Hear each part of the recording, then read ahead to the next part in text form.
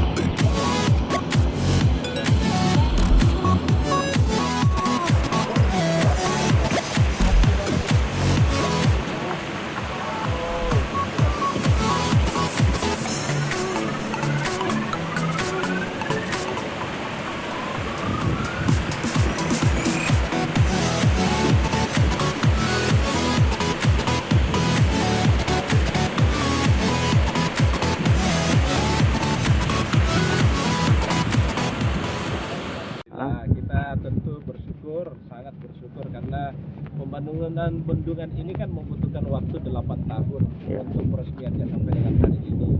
Ini tentu menunjukkan komitmen dari Bapak Presiden untuk terus bisa meningkatkan perekonomian dan kesejahteraan masyarakat. Meskipun memang wilayah bendungan ini 100% berada di wilayah Kabupaten Muara, tetapi aliran daripada bendungan ini untuk mengaliri Kabupaten Jeneponto, sehingga yang mendapatkan asas manfaat langsung dari bendungan ini adalah Kabupaten Jeneponto. Tetapi itu tidak ada masalah. Kita ini kan bagian dari Sulawesi.